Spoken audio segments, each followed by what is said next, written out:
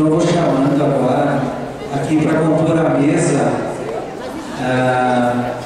o nosso colega municipário, o Dalvin, que é atuário do Prelimpa, que vai nos fazer uma apresentação, um breve histórico do Prelimpa para justificar as questões da Previdência. Vou aproveitar para chamar os representantes das centrais sindicais, que vão ter um espaço também para fazer a sua apresentação acerca das mobilizações na defesa da reforma da Previdência. E já aproveito também para chamar o nosso companheiro deputado Pepe Vargas para compor a mesa, ele que é o representante da Comissão Especial de Reforma da Previdência na Câmara, para nos trazer as informações da tramitação do projeto no Congresso Nacional.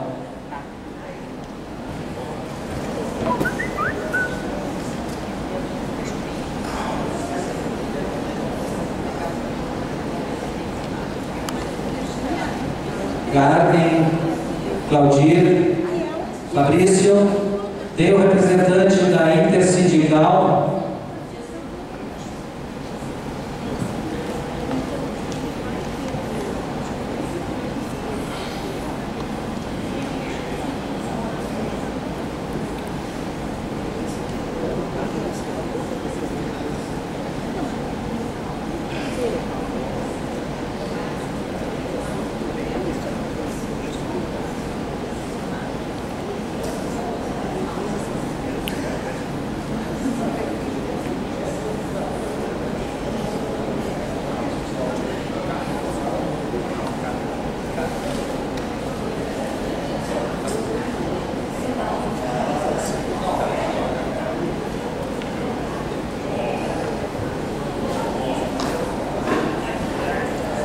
Vou pedir para os colegas municipais para a gente ocupar todas as cadeiras aqui embaixo.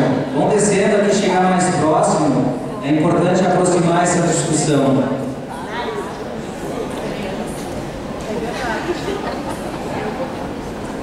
Eu vou iniciar o processo nosso da discussão hoje.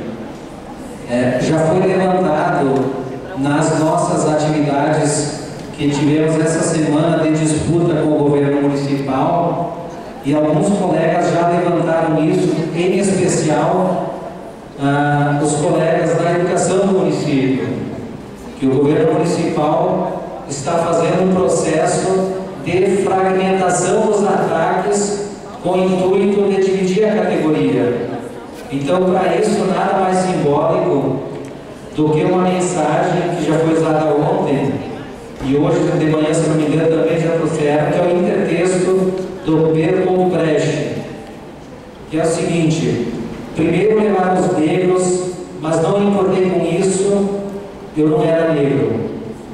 Em seguida, levar alguns operários, mas eu não me importei com isso, eu também não era operário.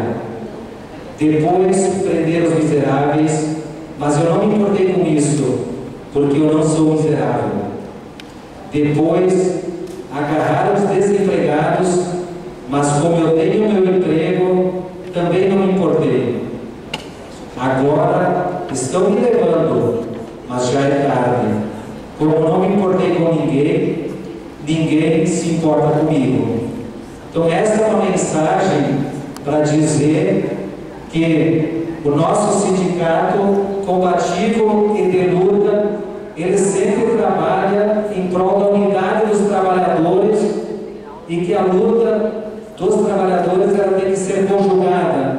Nós temos que nos preocupar com todos, porque em algum momento a disputa, um ataque isolado, ele vai chegar em nós.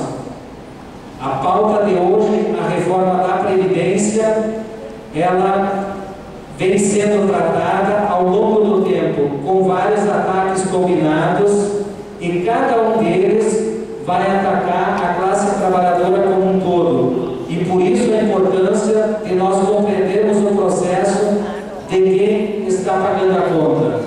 Porque hoje no Congresso Nacional, e o nosso representante da Comissão da Reforma da Previdência pode falar um pouco mais sobre isso, além da reforma da Previdência, tem a reforma trabalhista, que tem um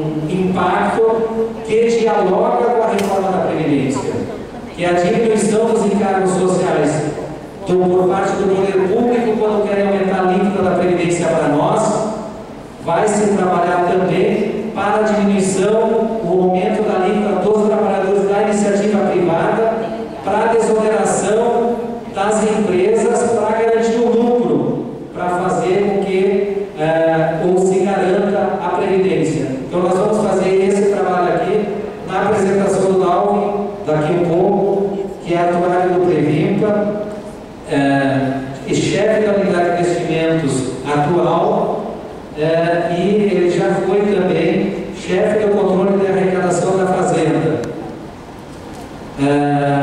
para que ele faça uma apresentação do histórico lá da criação do Previmpa e talvez antecipar um pouco o histórico da previdência dos municípios, para que a gente tenha as informações. E na sequência vamos pedir para que o deputado faça essa apresentação do que está rolando no Congresso Nacional, e depois vamos pedir para que as centrais sindicais se manifestem acerca do que nós estamos trabalhando, elaborando e pensando em termos de mobilização e resistência, para que essas reformas não venham atacar os direitos dos trabalhadores duramente conquistados, e o SIM não deve fazer essa discussão para que a gente garanta aos municipais esse direito. E a nossa ideia também é que isso chegue em algum momento que a gente esteja unido com todos os trabalhadores, para que a gente possa, de forma unitária, estar trabalhando na defesa dos nossos direitos. Dalvin.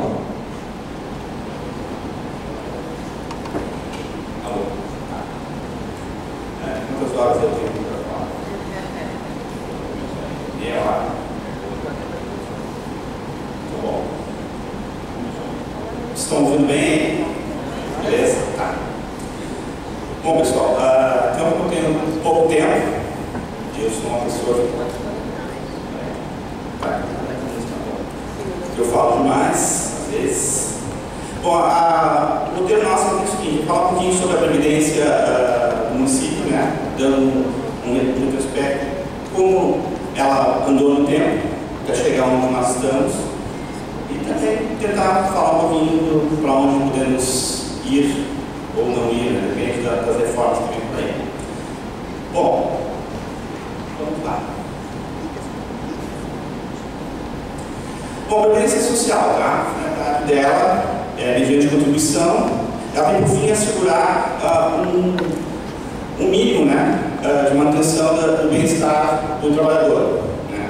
Ela é obrigatória e ela pode ser publicidade, serviço, e também tenta garantir a família, né, garantir a família do servidor ao qual ele é dependente. No nosso país, hoje, a previdência social ela tem 3 pilares fundamentais. Ela é obrigatória, é contributiva e solidária. Solidária no sentido que todos nós somos responsáveis por essa previdência, tanto em mantê-la e pelo custo dela. Nós temos 2 regimes básicos de previdência no país. O regime geral, que é o INSS, é onde os trabalhadores na iniciativa privada recebem todos os seus benefícios e contribuem. E também a Constituição permite que os municípios tenham seus regimes próprios de previdência social. No caso, aqui em Porto Alegre é o Previm. Aqui eu trouxe uma parte sobre a Constituição, sobre a Seguridade Social, porque para clarear é o seguinte: a Seguridade Social ela é a obrigação de todos, certo? Ela inclui a previdência, a saúde e a assistência. Dentro da Seguridade Social, existe um problema aqui, no caso, no meu ver, Porto Alegre, que mistura a previdência junto com a assistência. Então, o que acontece? Acontece que tem benefícios, que são os auxílios, que elas estão dentro do nosso custo da previdência. E com ele, que eu entendo que é um custo do empregador e não do trabalhador. Então, acaba que a nossa contribuição, uma parte dela vai para esses benefícios, que é o auxílio doença, e alguns que eu vou mostrar para vocês quais são os benefícios. Eu trouxe essa parte da Constituição para mostrar que na iniciativa privada o trabalhador não contribui, o aposentado e o pensionista. Para nós, servidores acima do teto, contribuímos. Então, claro, Podem dizer que nós não contribuímos antes. É verdade. Antes da reforma ninguém contribuía porque fazia parte do nosso contrato de trabalho. Fazia o concurso, como eu fiz em 94, tinha o quê? Eu ia prestar o serviço por um determinado tempo e depois o município ia arcar com a minha aposentadoria. E essa era a contraparte.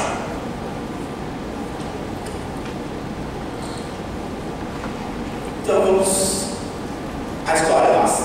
Bom, eu dividiria a história em 3 fases, tá?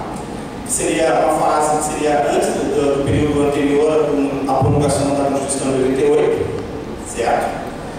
Que eu fiz uma pesquisa, né, no CIREL, que é o Sistema de Legislação do Município, e a lei mais antiga que eu achei foi de 1937, que regra, que é o Estatuto, né, dos Servidores de 1937, que estabelece, né, que no exercício do cargo municipal, né, o direito à aposentadoria de todos os funcionários, ao tempo de requerer, receberá o vencimento dos cofres, ou seja, dinheiro dos cofres, desde 1937, sempre foi assim.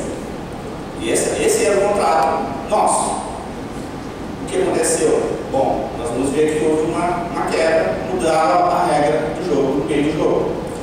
O funcionário também ele se aposentava compulsoriamente por acidente, incapacidade física, invalidez ou jubilação, que é a aposentadoria por tempo, né? Bom, depois eu fiz uma pesquisa para ver ao longo do tempo como isso aconteceu. Bom, teve outro estatuto em 61, 68, 71, até chegar ao atual de 85. Em todos eles, a regra da aposentadoria é invalidez, limite de idade e tempo de serviço. Se você observar que não tinha tempo de contribuição, porque não tinha contribuição. Então não existia esse tipo de aposentadoria. Pois, em 63 foi criado o município, o Montepio. Muitas pessoas falam Montepio, sempre vem à tona a questão do Montepio. O Montepio é uma entidade, que agora está em massa falida, está em processo judicial, era de direito privado. Tanto é que quando foi criada a nossa previdência, nós recebemos no município passivo, que são os aposentados pensionistas do Montepio, e o patrimônio que tinha está lá na justiça sendo discutido. No Montepio, as contribuições eram 475. Para quê? Pensão e pecúlio. Ou seja, não tinha contribuição para a aposentadoria. E o Montepio era responsável por 60%. Ele pagava da pensão somente. Depois, com a reforma da Constituição, passou para 100% e foi aquela briga de pagar até que teve a reforma, daí o município assumiu 100% das pensões. Então, é direito privado, ou seja, o patrimônio não veio para o público, e o pessoal recebeu a nossa previdência o ônus. No caso, quem assumiu foi a cidade. Bom, o segundo período que eu coloquei aqui é quando houve a Constituição de 88. Bom, olhando assim em termos, eu destaco que o principal efeito que ela teve foi estabelecer o teto. A Constituição estabeleceu que os servidores poderiam receber além do salário do prefeito. Então, para mim, essa foi a principal mudança com a Constituição. Aí, o que aconteceu em 98? A reforma, que é a terceira fase, que é onde nós estamos agora. Bom, em 98 teve a lei constitucional número 19 e 20, que aí mudou a regra do jogo. Aconteceu o quê? Nós começamos a ter que contribuir. E também obrigou que o município escolhesse ou ia para o INSS, os servidores, ou criar o seu próprio regime próprio. O que aconteceu no caso? A opção foi por criar o regime próprio, né? Teve uma lei lá em 2001 que criou o fundo, aí paramos de contribuir para o Montepio, dos 465, começamos a contribuir para o Previmpa, né? O Previmpa assumiu o pagamento das pensões e as aposentadorias desses servidores. Em 2002, aí sim, com a lei 478 foi criado o Previmpa, né, o departamento. Fez o que essa lei? Como até então a previdência do servidor era uma regra trabalhista, estava no estatuto, era uma regra funcional. Tá? Se excluiu esses artigos de dentro do estatuto e colocou dentro da regra da 478, que é a lei básica nossa, né, que tem todas as regras, para ter todas as regras sobre previdência, claro que a gente sabe que isso é impossível dentro da dinâmica, né? De leis que se cria, não está tudo lá, mas 99% das regras estão ali, que em muitos casos replicam o que está na Constituição, porque nós temos sobre previdência, tem que cumprir a Constituição, podemos inovar muito sobre isso. Então, os servidores efetivos ficaram dentro do Previmpa, né? Os novos, os anteriores, já eram servidores, e os sedentistas e os caras da comissão foram para o INSS. Bom, uma pergunta que pode se fazer é: por que nós não fomos para o INSS e foi criado o Previmpa, o regime próprio? Esse motivo permanece hoje. Por que nós não devemos hoje também ir para o INSS, como alguns municípios fazem? Porque é mais caro para o município. Porque para o INSS, o município teria que contribuir 20% sobre toda a massa salarial. Só que nós recebemos benefícios só até o teto. A parte final, acima do teto, o município teria que criar um novo regime, que é complementar, e contribuir de novo. Então teria que fazer uma dupla contribuição. Então, tornaria mais caro. Além de, existe uma lei da compensação previdenciária, que hoje nós somos credores do INSS, mas se fosse para o INSS, nós temos que pagar no INSS o tempo que o servidor trabalhou no município e não contribuiu, porque não era obrigatório. Mas o INSS não quer saber, quer a contribuição. Como hoje acontece, nós recebemos do regime simples, né, que são os mais antigos, no ano passado, em torno de 12 milhões nós recebemos de compensação do INSS. O que ocorre também, que é um problema geral no país? Os estados e os municípios não têm compensação. Então, aqueles servidores que vêm do estado, para nós, contribuíram para o estado. Só que essa contribuição fica lá. O estado não. Aí pergunta, mas aí nós temos déficits. Sim, nós temos, já temos isso passado. Porque precisa de uma lei que o Congresso não faz. Uma lei regulamentando a compensação, ou criando uma câmara de compensação entre os regimes, entre os entes federativos, que não ocorreu esse, de 98, que é um absurdo, mas não tem. Aí o que acontece? O servidor que veio do Estado trabalhar no município, o município tem que assumir esse tempo que trabalhou lá e contribuiu lá. Ou não contribuiu, depende de quando ele entrou lá no Estado ou no outro município. E nós sabemos que muitos servidores, tanto é que a nossa idade média de ingresso é em torno de 34 anos, já trabalharam antes em outros municípios, não é o primeiro aqui. Então isso é um grave problema que tem dentro da nossa previdência, é não existir essa compensação. Eu fiz uma história para vocês sobre as alíquotas de contribuição, como é que elas evoluíram no tempo. Então nós temos aqui, até agosto de 2001, que é quando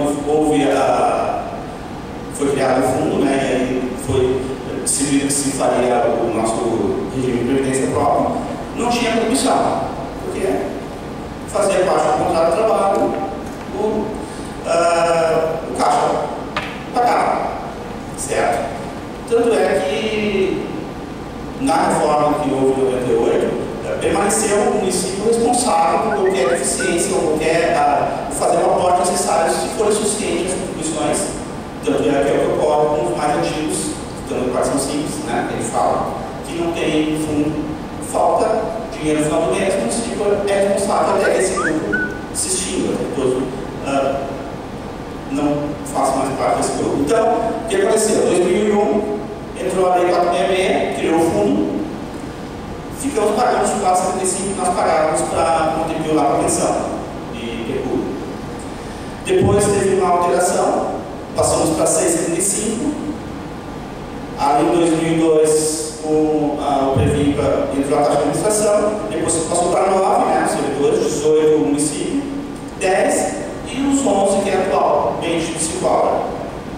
Aqui eu não coloquei, mas nós temos dois tipos de grupos, dois grupos, né, regime simples e capitalizado, vou explicar um pouquinho mais na frente. As alíquotas hoje são diferentes, mas até 2012 era a mesma, 11 por servidor, do município 22 do dobro, tá? 2 por 1. Então, como é que funciona então a nossa história? A emenda constitucional de 98, reforma da Previdência, 2001 cria o fundo, 2002 consolida com o Previmpa, se ensinando todas as regras previdenciárias nossas, né? Quem são os beneficiários da nossa previdência? Todos os servidores de cargo efetivo, ou seja, CC e cientista não fazem parte da nossa previdência, eles são vinculados ao INSS. Os dependentes, cônjuge, companheiro, ou seja, aqueles que têm dependência econômica com o servidor. Até nessa regra dos dependentes existe uma injustiça na nossa legislação. Por quê? Se a pessoa é dependente, por exemplo, da mãe válida, né, ou a mãe, ela é dependente do filho, o filho morre, aí ela vai ter que depender da esposa, da nora, porque ela não é preferencial. Na verdade, o certo seria que todos os dependentes são dependentes dos quatro dependentes, mas a nossa regra diz que não, é a esposa e os filhos, e se não tiver esposa e filho, aí podem entrar outros dependentes. Que eu acho a grande justiça, mas a lei está assim hoje. Bom, quais são os benefícios, né, que nós temos? Segurado, aposentadoria, e aí temos um problema aqui, no meu ver. Os auxílios, auxílio de doença, saúde, maternidade, saúde, família, são auxílios. Se nós formos olharmos lá no artigo 40 da Constituição, o que é previdência? Aposentadoria e pensão. Os auxílios não estão no artigo 40. Como previdência não são auxílios. É seguridade social. Só aí foi colocado, deixamos, na verdade, porque eu estava aqui na época, quando foi feito isso, e muitos dos colegas também, nós deixamos que fizessem isso. Infelizmente, hoje nós estamos pagando o ônus disso. Então, grande parte do custo da previdência não é previdência, é assistência social. A mesma coisa acontece com o INSS, né? Mistura as coisas lá. Bom, os dependentes aqui, o benefício, pensão por morte e o auxílio de função. Bom, agora vamos ver aqui como é que funciona o custeio dessa nossa previdência que hoje nós temos. Em 2001, como eu falei para vocês no início, se optou por criar um regime próprio, porque era mais barato, tanto para a cidade quanto para o servidor. Se tivesse ido para o INSS, teria um ônus muito grande na cidade. Pelos cálculos da época, eu estava lendo um texto que eu guardei na época lá, ia subir em torno de 17% o custo do município se fosse para o INSS. Além do que você teria que continuar pagando as aposentadorias de quem já estivesse aposentado com o INSS, e aí ter que fazer a compensação do INSS. Então ia ser pior do que está hoje. Se hoje está ruim, ia ser pior se tivesse. Então foi acertado criar o nosso grupo próprio. E além de que a gestão da nossa previdência e do nosso patrimônio é nossa, não é? Se fosse para o INSS, só Deus sabe o que eles fazem com o dinheiro lá. Então, o que se decidiu? Tinha esses dois caminhos, ou ir para o INSS ou criar regime próprio. Criar regime próprio, aí teve um problema. Nós tínhamos um contingente muito grande de servidores na época que já estavam aposentados, ou já estavam em ativa, né? Parece que naquela época eu trabalhando tinha 18 mil servidores ativos. Então o que aconteceu? O regime ele pode ser financiado de duas maneiras. Ou usa o regime de caixa, que é o INSS usa no nosso grupo mais antigo é aplicado, ou usa um regime capitalizado, semelhante que a previdência privada faz. Ou seja, cria-se um fundo e esse fundo é que vai ser responsável pelo pagamento das aposentadorias e pensões, dos benefícios. Só que para esse fundo, como o grupo era muito grande e já muitos aposentados, o aporte que o município teria que fazer inicial para que esse fundo fosse equilibrado, porque a justiça exige no equilíbrio financeiro, seria muito grande e seria viável, certo? Então, o que isso fez na época? A cidade voltou, no caso, na Câmara, que aprovou a lei, foi proposto, manter o grupo, o antigo, no regime simples, ou seja, teria-se a alíquota e o município continuaria cumprindo o contrato que tinha antes, o contrato do trabalho anterior, porque o Caixa iria pagar essas contribuições até que esse grupo se extinguisse. Então, não dá para falar que existe um déficit, na verdade, existe uma responsabilidade do município para os seus servidores, por uma regra que mudou no meio do caminho, que seria inviável o município mesmo fazer diferente. O que se decidiu? Bom, vamos parcelar esse custo ao longo do tempo. No regime de caixa, à medida que vai necessitando pagar pensões, aposentadorias, até porque muitos servidores ao longo do tempo morrem. Tem gente que morre antes em ativa, muitos se aposentam e morrem logo em seguida. Então, não seria viável ter que aportar todo esse patrimônio de cara para fundar um fundo capitalizado de toda a massa. Então, optou-se por fazer essa separação. Quem estava em ativa até dia 9 de setembro entrou no que chama fluxo de caixa. Como é que ele é custeado esse grupo? Os mais antigos, como eu. A contribuição do servidor, 11%. A contribuição patronal, que é 22%. Tem os recursos de compensação, como eu disse, só existe no INSS, que dá em torno de 12 bilhões, né, no ano. E o que falta, de acordo com a Constituição e a legislação, o município é responsável para aportar até que esse grupo se extinga. Essa foi a opção da cidade naquela época e ela é aceitada. Então não dá para fazer tem rombo, não tem rombo. O que existe é um compromisso. Existe o compromisso da cidade com o servidor, certo? E foi a melhor opção. E continua sendo a melhor opção para a cidade. Não tem, porque a questão é a seguinte, falar, o servidor tem um custo, mas a questão é a seguinte, nós prestamos serviço, a cidade presta serviço, a cidade não é comércio, não é indústria, é uma prestadora de serviço. Qual o principal custo de uma prestadora de serviço? É o prestador de serviço, o funcionário. Então, quando a cidade contrata um servidor, ela está investindo na cidade. Então, o custo do salário do servidor é um investimento que a cidade para com a sua população. Não é só pedra, concreto, tem investimento, uma ponte, não é só isso. O servidor é um investimento porque ele presta aquilo que a cidade pede, a demanda da cidade do serviço, saúde, educação. Isso é o serviço e esse serviço tem um custo. Então, quando se contrata o servidor, todo município sabe que tem um custo na fase ativa e tem um custo na fase inativa.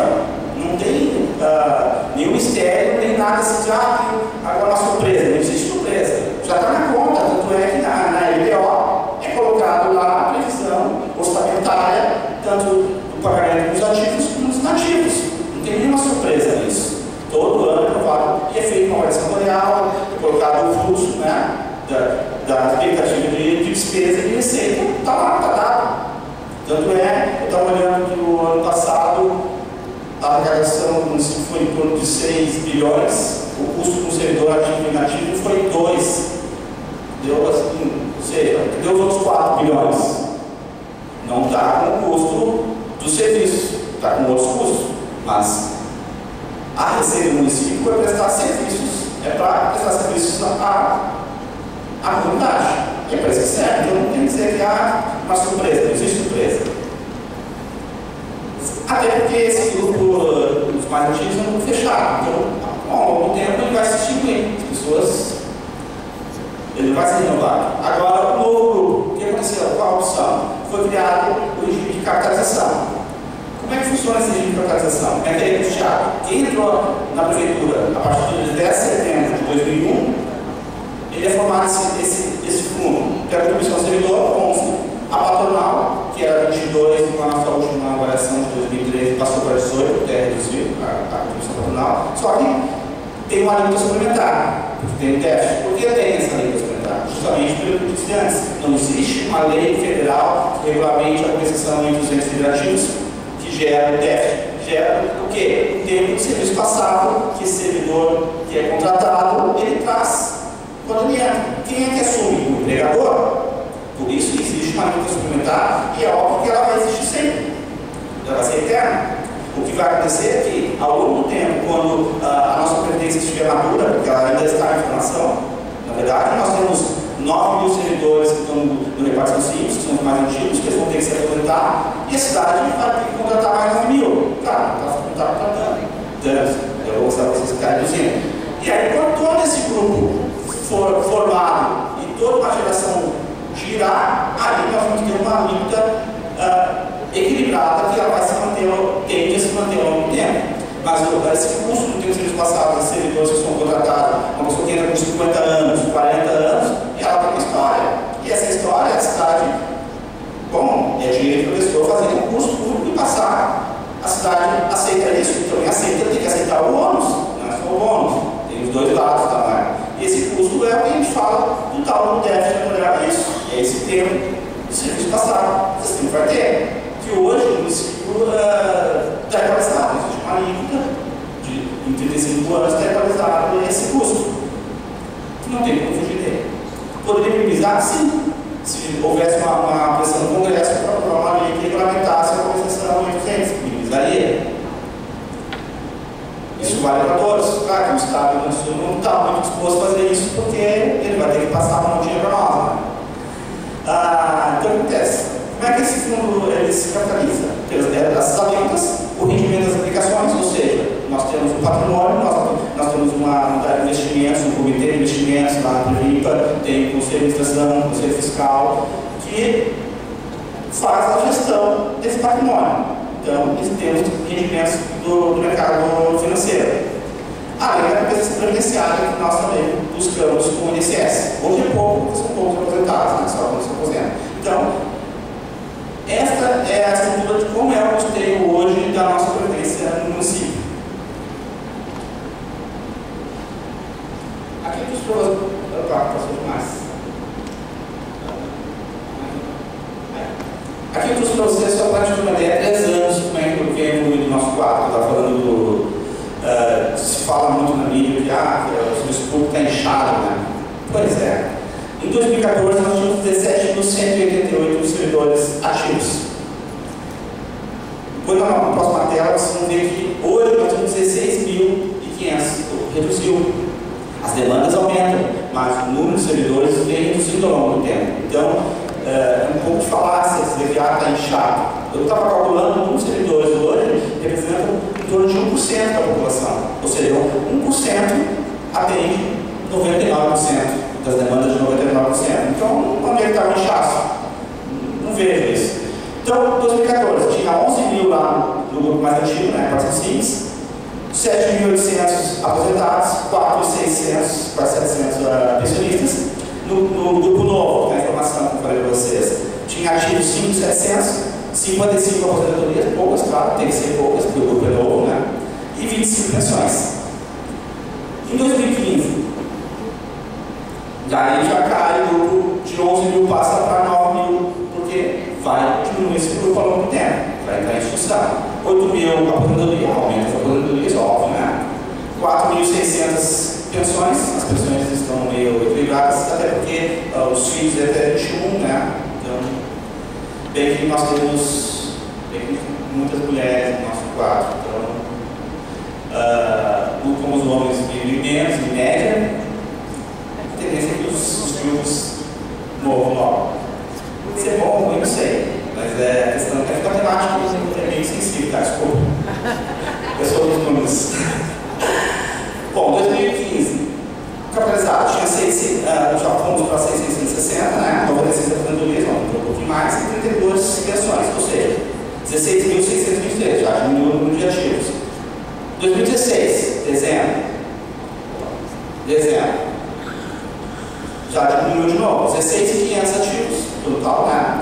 O capitalizado agora está quase 1 para 1, né? Entre ativo e inativo, o retorno simples, 9.300 para 9.199 aposentados, 4.500 pensionistas.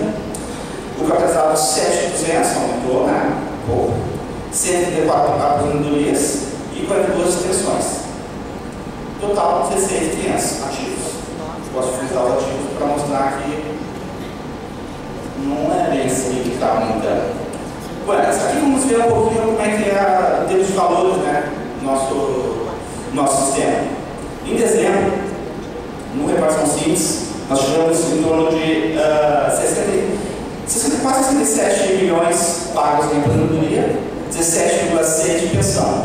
Então, em termos de benefícios, já que foram incluídos os auxílios dentro, né? Engorda um pouquinho o custo da tal previdência, né? Que não é só a previdência.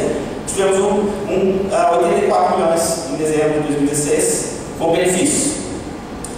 Então, tivemos de arrecadação de contribuição mais a compensação junto ao INSS, né? 33 milhões. Faltou o aporte, e aí a responsabilidade do município, 50 milhões, que foi feito o aporte e pago os benefícios, como é de direito e a lei manda. Já o capitalizado, o grupo novo, que é o futuro, né? Porque, na verdade, a nossa previdência ela já está resolvida. Foi com a reforma de 98 da Constituição previndo 72, se resolveu o problema da nossa previdência, que é o regime capitalizado. O que acontece com ele? Nós tivemos 600 mil de aposentadoria, 137 mil de pensão, 1 milhão e 800 de benefício, que daí vem auxílio de doenças, maternidade, todos esses benefícios, um gasto de 1,8. Só que esse 1,8 não saiu do caixa do município, ele saiu do fundo. Então, que é a tendência do futuro. O que acontece? À medida que o regime ele vai maturando, né, vai ficando completo, o custo da Previdência vai aliviar o caixa da Prefeitura. Ao longo do tempo, mais dinheiro vai sobrar para o caixa da Prefeitura. Certo? Então, tem um período de transição que a Prefeitura vai ter que se ajustar suas contas e não gastar mais do que arrecada, sim. Mas com o tempo, isso vai ser aliviado pela solução que foi dada em 2002, que é a criação do terreno e do fundo capitalizado. Então, nós temos aqui, contribuições foram em torno de 7 milhões, benefícios 1.800, sobrou 5 milhões, que foi para o fundo para ser capitalizado no mercado financeiro e crescer o bolo. Para que crescer esse bolo? Para quando tiver que pagar as aposentadorias lá na frente, 20, 30 anos, tiver um bom número de aposentadorias, não se necessite mais pegar no caixa. E o município vai ter uma folga de caixa para fazer investimentos em outras áreas. Por isso que se diz que a nossa previdência ela está equilibrada e resolvida. Claro que depende da ótica de quem vê, né? E como vê as coisas. Aqui eu trouxe para vocês a posição atuarial até até o ano passado, nos últimos 3 avaliações eu estive envolvido diretamente na avaliação. Eu fiz a avaliação, a posição da 2013 e 2014 eu fiz junto com a Aline, que é a nossa atuária. Hoje é a Jordana, que é a nossa atuária, a Jordana, que ela vai fazer esse ano. Então, o que acontece? Aqui é o fluxo que a gente faz a projeção, que o Ministério da Previdência exige, a Lei de Responsabilidade Fiscal exige, que está lá na LDO, quem pegar a LDO esse ano está lá. Então, não há surpresa qual é o valor que vai se ter de aporte, o que vai se ter de custo de previdência. Então, aqui, em 2015, nós tivemos 300 milhões e 89 de receita, pagamos 923 de benefício, deu uma diferença de 533, que teve que ser aportado. Aí, 2017, a 16, a previsão ali é 1 bilhão e 57. Aí alguém pode perguntar, como é que passou de 500 para 1? Bom, o que acontece? Se vocês olharem a última coluna ali, tem novos aposentados, previsão ali, né? Projeção, 2.383. O que é isso? Isso é o que está na Constituição, é o abono de permanência. O que é? São pessoas, são servidores que estão aptos a se aposentar e não saem. Porque é melhor ficar ou por emitidos, ou porque ganhou abono, porque quer continuar trabalhando. Não sei se eu vou fazer isso contigo na minha vida, mas tem 2.383 pessoas que não saíram e provavelmente não saem. Então, o que acontece? Então, eu custo um pouquinho menor do que está aportado. Mas, como eu sou atuário, sou previdente, eu tenho que considerar que a qualquer momento essas pessoas podem chegar lá e pedir aposentadoria. Por exemplo, agora tem reforma da Previdência. Nada impede que essas pessoas corram lá e peçam aposentadoria antes da reforma. E está no direito delas, elas só têm direito garantido, podem fazer isso. Então, eu tenho que botar isso na minha projeção. Então, a minha projeção, assim, considerando que as pessoas exerçam o seu direito, né, que é a aposentadoria, projeta que em uma década começa a reverter. Ou seja, o gasto do município começa a diminuir. Porque as pessoas ao longo do tempo, né, vão se aposentar, vão falecer, infelizmente, vai acontecer da vida. E com isso, e com o tempo, o custo vai diminuir. Tem 10 anos aí para enfrentar na frente? Tem. É uma surpresa? Não. Está ali a projeção. Dá para melhorar a projeção para ver, de repente, quantos por cento desses que têm direito não vão sair? Mas aí continua a projeção. Eu prefiro ser mais otimista para ver que. Mas mesmo assim, não dá os 6 milhões que o município arrecada no ano. Ainda sobra. Sobra bastante, né? Eu fiz esse quadro aqui para vocês entenderem como é que, eu já falei um pouquinho sobre isso, mas como é que funciona a questão sistematicamente a previdência. A pessoa entra numa idade no mercado de trabalho, certo? Depois ela faz um concurso, uma idade, por exemplo, de 40 anos. muitos que fazem isso. Trabalham em um município privado, ou no outro município, ou no estado, faz concurso, entra. Bom, esse tempo de contribuição aqui anterior, antes de entrar, é o tal do déficit tutorial. É o custo que o município tem que arcar. Aqui eu coloquei o que é? A expectativa de vida que tem datado no IBGE agora de 2014, 75 anos, né? Para anos do sexo. Então a gente fiz a primeira projeção aqui lá pela expectativa de vida. Se você é uma professora que sai dos 50, a expectativa dela, né? 30 anos, ela tá, vivia mais de 30 anos. Se sai dos 55, professor, mais 25, aqui é o tempo, né? A expectativa de vida de a pessoa viver até essa idade e depois se aposentar, por tempo se espera que ela viva.